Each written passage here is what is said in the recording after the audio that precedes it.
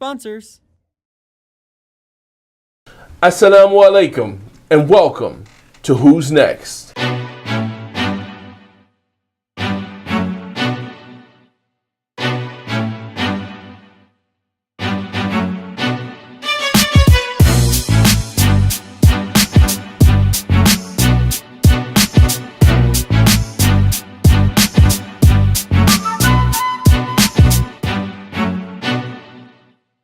All right, welcome back, ladies and gentlemen, boys and girls, people tuning in around the wide world. This is your boy Naeem Muhammad, all the way live, originally from Virginia.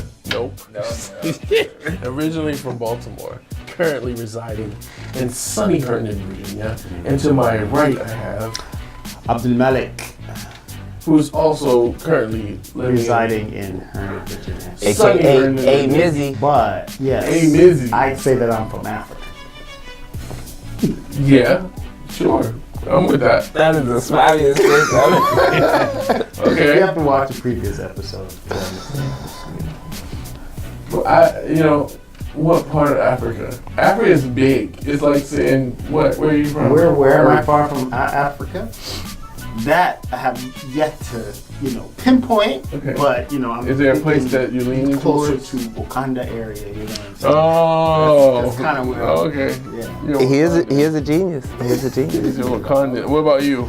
Are you a Wakandan from? Okay, who are you? Man, that brings up, we need to have a whole show on that. It brings up the disconnect between a lot of people of color in America and their lineage. Because you run into some Muslims and they're like, oh, where you from? You'd be like, New Jersey? No, where you from? I was like, my grandmother was born in Kansas. No, where you from? Like, man, what you expect me to say?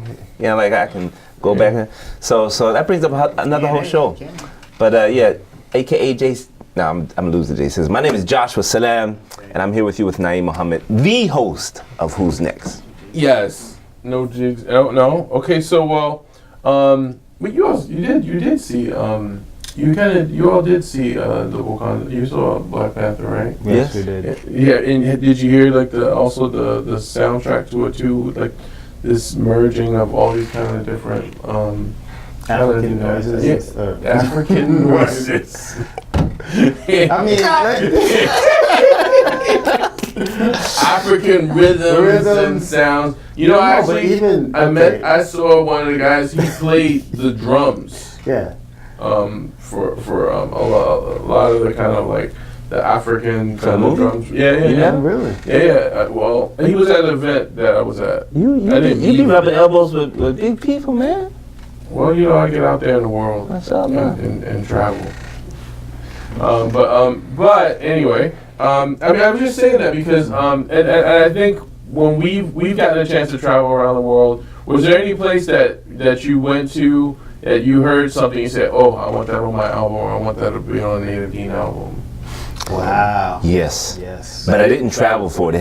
Somebody came here. It was a famous Sudanese singer that came to Virginia, and I got a chance to go visit him, and he was showing me some of his old albums, and I was listening to some music. I was like, they got a rhythm that I've never heard before, like the way that they sing their songs. I was like, I'd like to have that on my album. Yeah, some Sudanese cultural music. Yeah. But for me, the Sudanese reciters are the best reciters for me, hands down. Reciters of the Quran. Yeah. Okay. Any? No, there's too many to.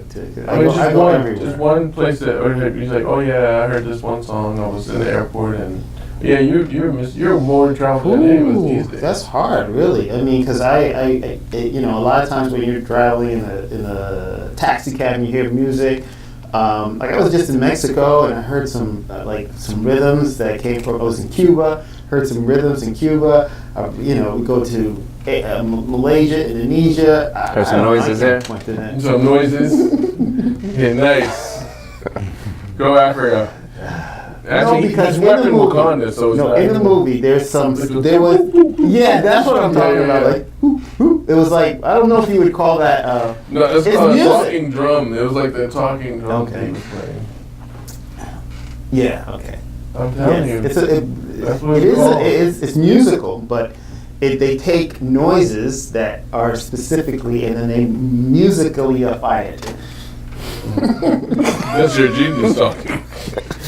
Genius. They music. What would be that word? They would make into music. Okay.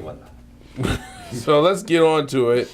Our next guest is Saba Ghazi Ameen, all the way from New York. I'm not going to. What is that? Mamaroneck? Mama. Don't say that about Baba's neck. Watch your mouth. Mamaroneck. Maybe it's like Mamaroneck? Maybe it's on Native American or something. Mamaroneck. So Saba is 47. Thank you. That right there is a winner for me. Let's go. Okay, just start voting. Who's next? Done. Yeah. Next. Who's next? So anyway, Constellations, inspired by a mawlid I was invited to perform at in Princeton. The title comes from the woman who surrounded the Rasul. From her caretakers and wives, from his caretakers and wives to his daughters, and the sahibiyat. So this is dedicated to the women in our double clap. Let's go. Okay. Muhammad's life. Yeah, So let's go ahead and get into this. Saba Ghazi Ameen, all the way from New York. Of Ansar, Yathrib's blood courses through my veins, pumping through my heart's chambers, echoing my beloved Mustafa's name. Prophet to the people, mercy to the world, guide to the revelation, soother of searching souls. Thousands of years may separate us, the light of your spirit shines on. In the constellations of the sahibiyat stories, illuminating your presence in this world and beyond. I look to the mothers of believers, the dauntless daughters and sisters of our souls, the steadfast and loving women who made sure that your message was told. And so, by the sky that is raised above us, I send blessings to Baraka, your second mother. Excited, she ecstatically exclaimed, "Dear Amina, your baby is a blessing who will light these desert routes in glorious wonder." Blessings upon blessings, Baraka was a constant in your voyage, steadfast through trials and tribulations. She was among the first to embrace your message. And by the mountains that are set firmly, I send my love to Khadija, your beloved partner. Older, yet unfazed, she proposed to you upon witnessing your brilliance and pure honor. Shaking when the revelation was squeezed from you, Khadija comforted you in the sanctuary of her embrace. Even as you doubted your purpose, she stood solid with confidence and grace. She knew the divine could never abandon you. After all, you are a Sadiq and Al-Amin. She knew your search for pure truth would lead you to the path of righteous deed. And by the thunder that... That's it. That's it. All right. Saba, for all the way from New York. Yes. So who wants to get into this artist first? We have Saba Ghazi Ameen, Constellations, talking about the women in the life of our beloved Prophet. Okay, that's important because I have forgot the title of the thing when she started talking. But the line that stood out to me the most was when she used this imagery of saying that the stories of the female companions are like a constellation illuminating the presence or essence of Rasulullah. I thought that was, it was just kind of stuck in my head. Okay. And so when you came back and said constellations, I was like, oh man, so it all connected for me. I don't know if she meant to do this intentionally, but she had a rhythm to her poetry, and you said you liked that. It's like through the days, that was like kind of her style of presentation. Cadence, I think. Is that what it was? Yeah. So you know what happens when I hear that? You know, I put a beat to it. You know, I'm like, okay. Through the chambers of my heart.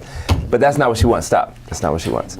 But I think she did have it, and she felt confident. I saw confidence in her presentation. One, because she's in front of an audience, right? So this wasn't confidence in front of an audience. That's what you think she felt confidence from the audience. No. Oh, because she was in front of the audience. Well, I'm saying multiple things. One, just by her presentation, she seemed confident. Right. On top of that, she is in front of an audience, so it does show that she is confident. It wasn't like she did a video just by herself at home or at work, right? And so for that, I commend her, because I think in spoken word, a lot of it is about the confidence, and that you're saying it's not like, oh, this is something I wrote and I want you to hear it. It's like, no, this is my piece, my spoken word.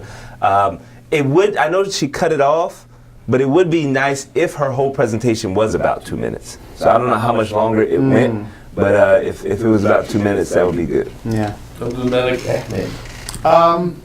Well, I wish we had a little bit more zoom on in the video, so we could see more of, because I feel like she had a good presence, you know, like she had a good presence when she was speaking. Like you said, she had a nice cadence. That's called modesty, brother. Put the camera way over there, and I walk way over here. Okay, yeah, that's another way of looking at it. That's true. You know, I like the poem. I like when poems are short, and I feel like this was part of a longer poem. The way the video is presented, that maybe she just took it as one spot. just ended. Huh? Yeah. Because even it didn't start. It didn't start right. It started in the middle, right? And so maybe it was from a longer piece that she cut. So that was really good. I thought that the imagery in the poem and it was good, and her presentation was good. The video, I feel like she could have done, like she could have given us a little bit better footage.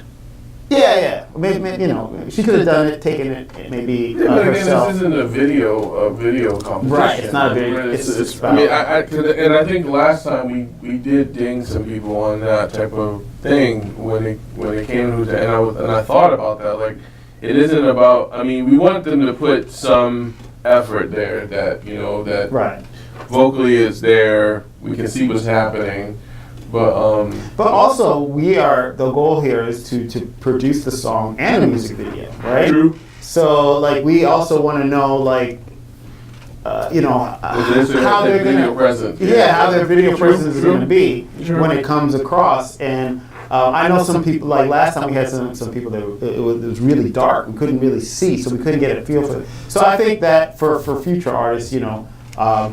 It just helps us. It makes sense. It makes a lot of sense. It makes a lot of sense, like you said, because we are looking various aspects, like you said. You want to make sure they're good writers, they're good presenters, and then can really sell it in front of the camera.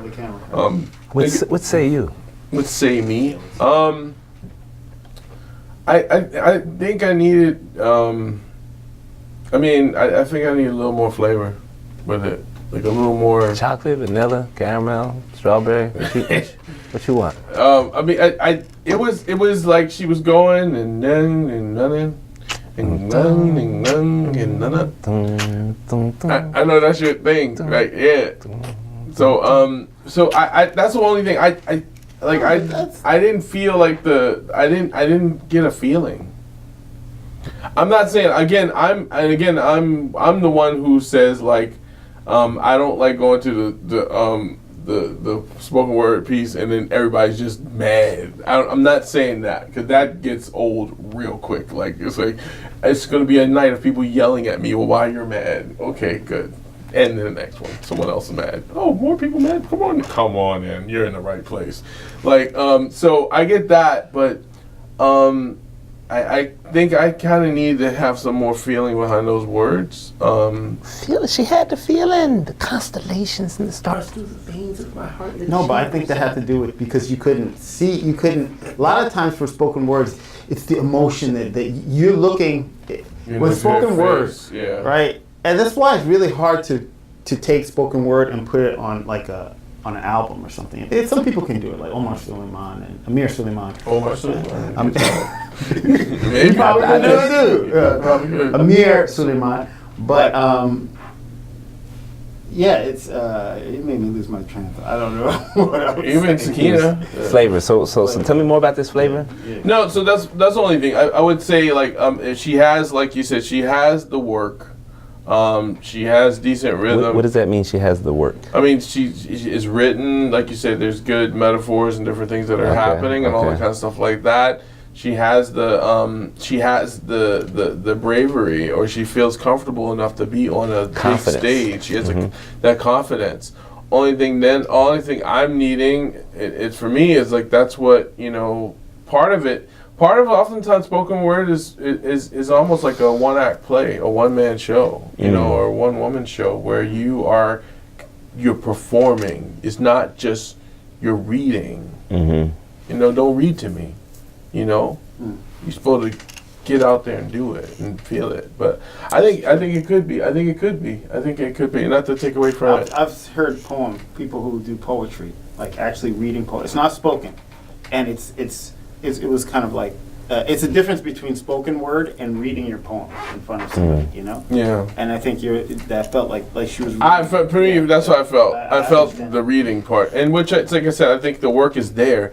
I just need, it's the pauses, it's the silence between verses, it's the speeding up and the slowing down that really does it for me. Like, even like we were just with was Harv Jamil, what was his name?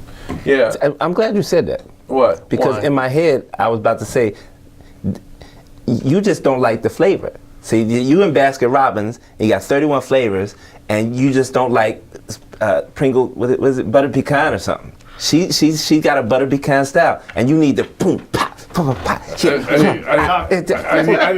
know. Maybe I am angry, but no. She has her own style, her own flavor. It's not like she's flavorless. No, I'm not she saying has her that. own style and her own flavor, and she's reading, and you're like, it feels like you're reading to me, but she's presenting in a way that you can hear the like you said, her choice of words. She's enunciating. And I'm engaged. I'm hearing it. It's just not your flavor. Okay, I'll go with that. Let's go with that. But let's see what you go with, the people who are tuning in at home. Get on social media, share it with your friends and family. Get on there, comment, like it, whatever. We want to see if you... I keep messing this up now that I made this thing.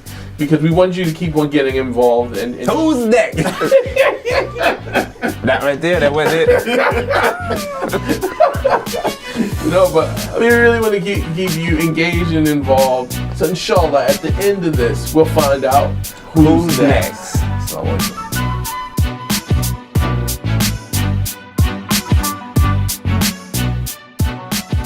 This DeenTV video was made possible in part by Penny Appeal USA, Small Change, Big Difference, and by Recycle Processes Incorporated.